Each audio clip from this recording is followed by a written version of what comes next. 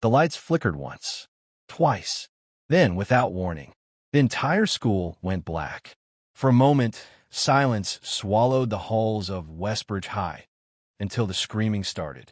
Before the chaos, before the alarms, before the fire, there was only one person who seemed to notice the warning signs. Mr. Lane, the invisible janitor, the man no one talked to, the man students joked about, the ghost who cleans. Tonight, they would learn who he really was. Smash that like button, the calm narrator in your video would say, and subscribe for more unbelievable, true stories, because this one proves you should never judge someone by the job they do. It began on a rainy Thursday evening. Thunder rolled outside. Wind slapped the windows.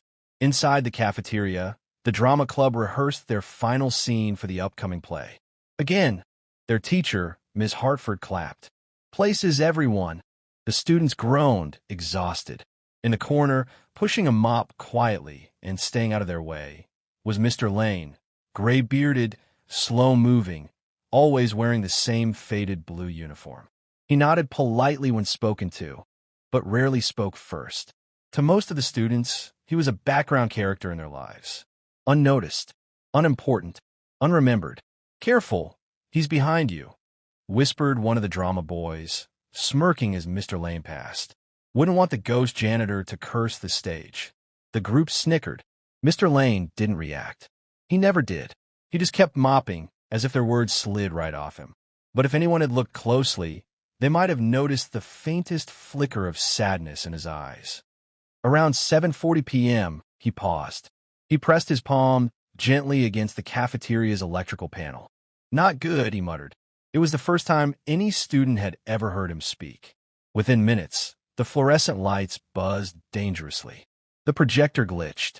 The air conditioning rattled like metal teeth grinding. Mr. Lane frowned.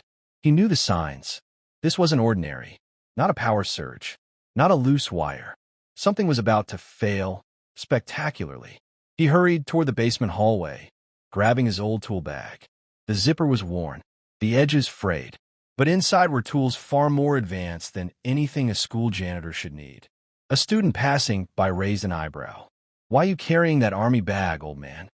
Mr. Lane paused for just a second, then kept walking. He didn't owe them an explanation.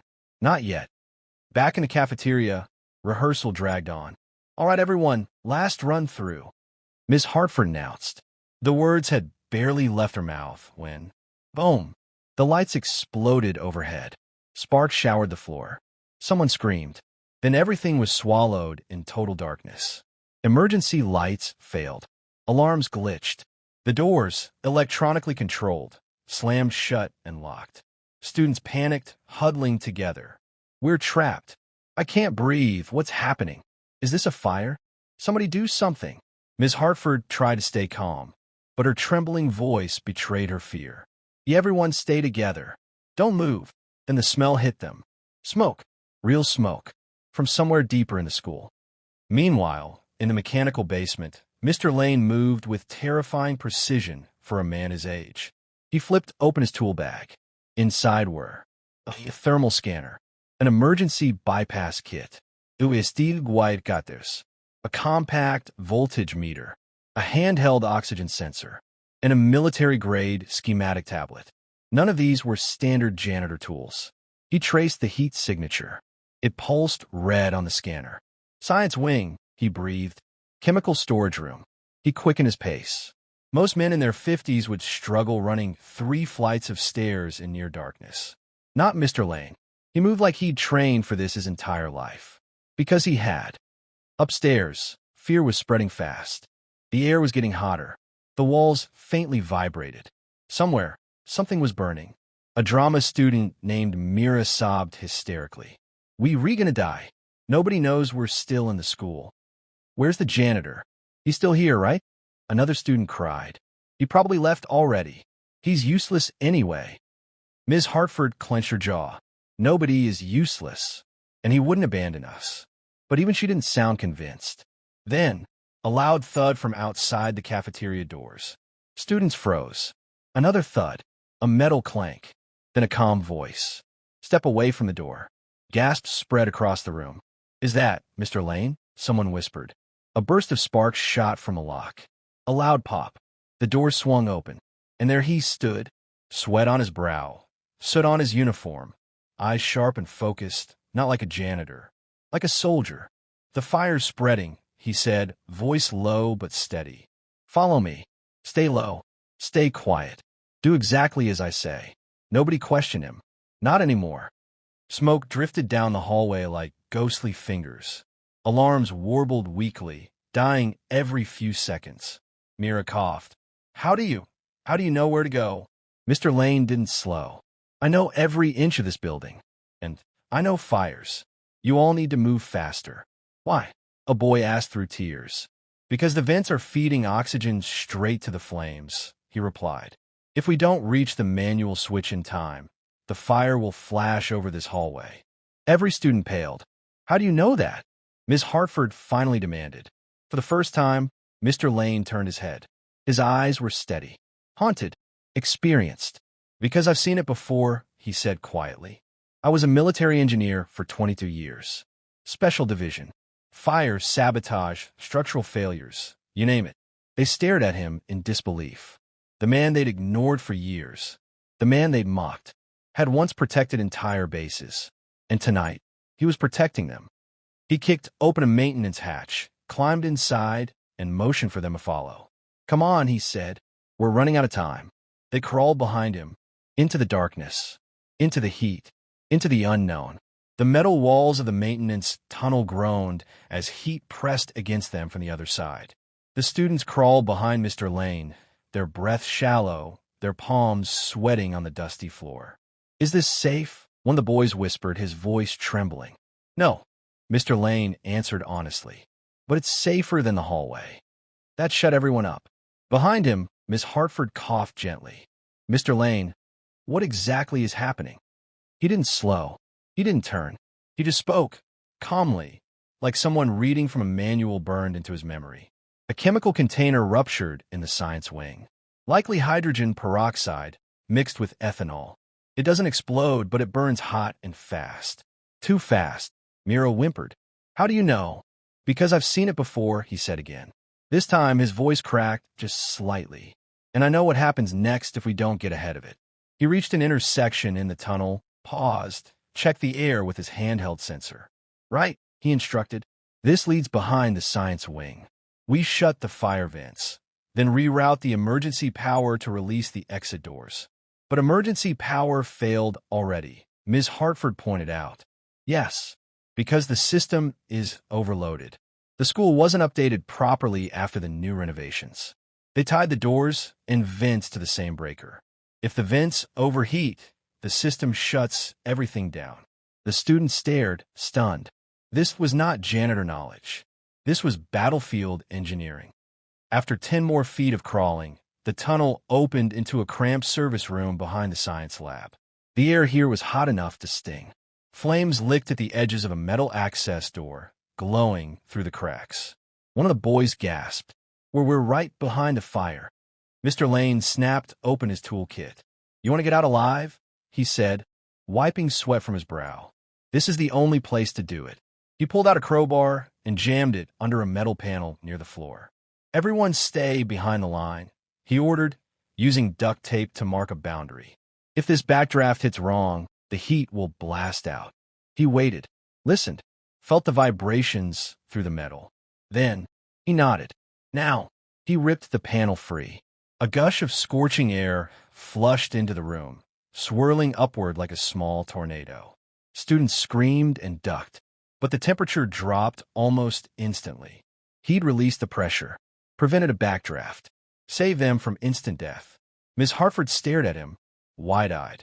"How did you?" "I told you," he said quietly without looking up. "I've done this before."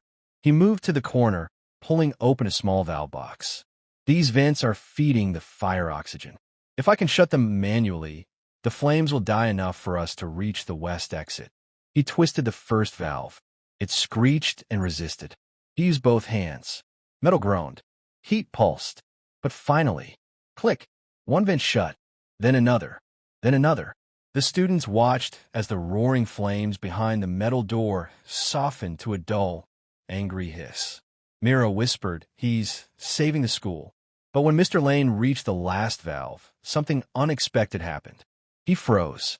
His hands trembled, not from fear, from something deeper. A memory, a dark, painful one. The students watched him close his eyes, just for a second, as if fighting ghosts of the past. Miss Hartford stepped forward gently. "Mr. Lane, are you okay?" He swallowed. "My son," he whispered. "He died in a fire. Chemical. Like this.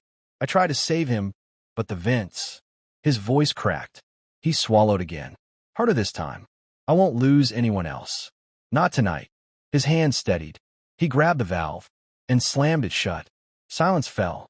Only then did he turn to them. "Let's move," he said. "We have a clear window. Just a few minutes." They climbed out through a maintenance hatch into the west hallway. Smoke drifted like gray fog, but the fire's roar was gone.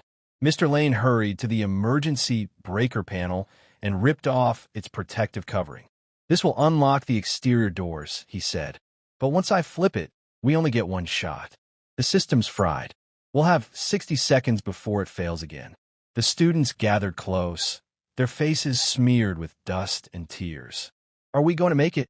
Mira asked. He looked at her for the first time. Really looked. "You are," he said. "All of you." "But what about you?" she whispered. Mr. Lane hesitated. "I need to stay long enough to make sure the surge goes through. If it doesn't, none of you get out." "No," a boy cried. "You can't stay in here." Another chimed in. "You saved us. You can't die now." Ms. Hartford stepped forward firmly. "We leave together. No one gets left behind." His eyes softened. "You remind me of my wife," he murmured. "Good." Ms. Hartford shot back. "She'd want you alive."